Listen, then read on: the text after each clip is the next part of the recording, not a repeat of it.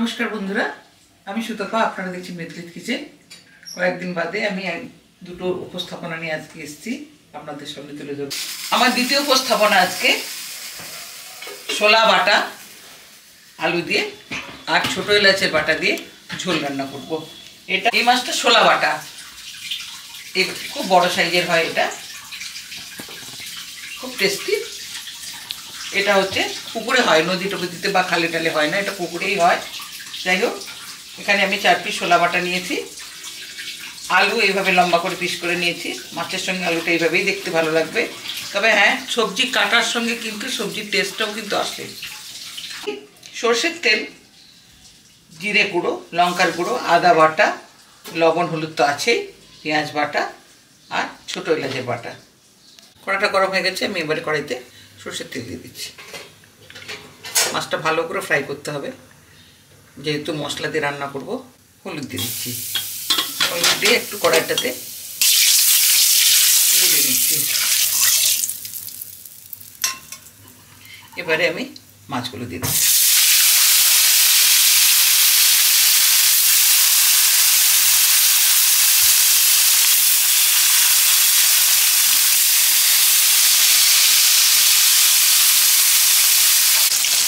মাছগুলো আমি এক পিস করে উল্টে দেবো।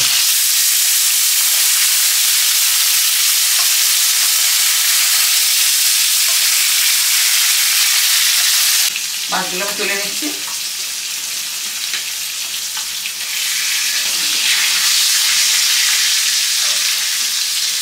মাছগুলো ভাজা হবে।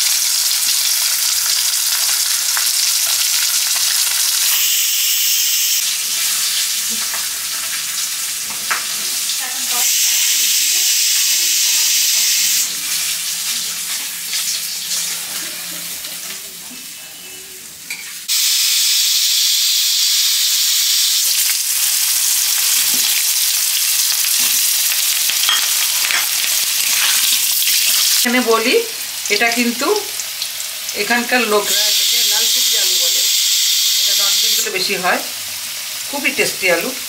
আচ্ছা, এরপরে আমি দিয়ে দিচ্ছি লবণ, দিয়ে দিচ্ছি একবারে তরকারি পরিমাণ মতো লবণটা আমি দিয়ে দিচ্ছি।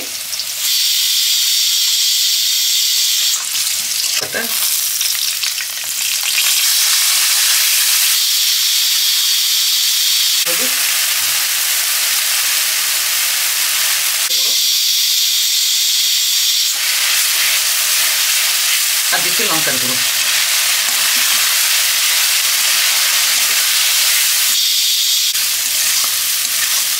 মশলাটা একটু সময় নিয়ে করতে লাগবে।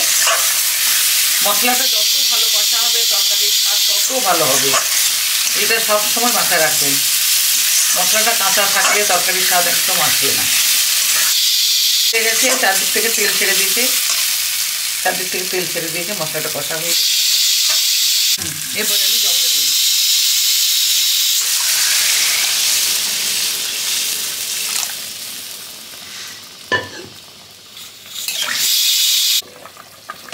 ঝোলটা আমার ফুটে গেছে, এবারে আমি মাছগুলো দিয়ে দেবো।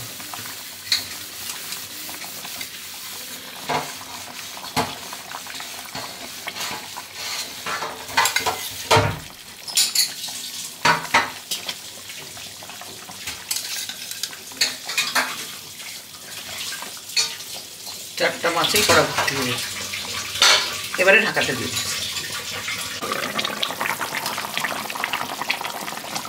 ঝোলটা আমার হয়ে গেছে, এরপরে আমি ছোটো এলাচের বাটাটা দিয়ে দিচ্ছি। একটু ঝোল দিয়ে এটাকে আমি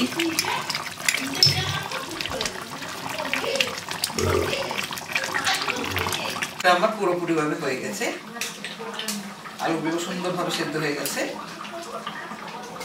গ্যাসটা বন্ধ করে দিচ্ছি।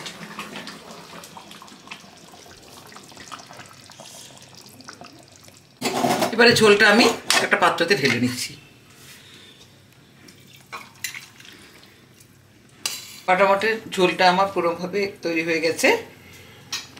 প্রথম থেকে শেষ পর্যন্ত দুটো রেসিপি আপনাদের সামনে আজকে আমি তুলে ধরলাম। আশা করি আপনারা বুঝতে পেরেছেন, ভালো লেগেছে, অবশ্যই ট্রাই করবেন। বন্ধুরা, গত 2 দিন ধরে রটন্তী চতুর্দশী ছিল, আর গতকাল ছিল অমাবস্যা। তাই জন্য মানে সেদ্ধ ভাত আমরা খেয়েছিলাম, কোনো রেসিপি আমরা দেখাতে পারিনি সবাইকে। তো আজ তাই সকাল সকাল দুটো রেসিপি আপনাদের সামনে নিয়ে এসেছি। ডিম সর্ষে আর বাটা মাছের ঝোল, আলু দিয়ে ছোটো এলাচের বাটা দিয়ে বাটা মাছের ঝোল।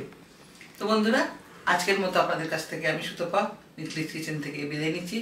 আগামী দিনে আবার আসবো নতুন কোনো উপস্থাপনা নিয়ে।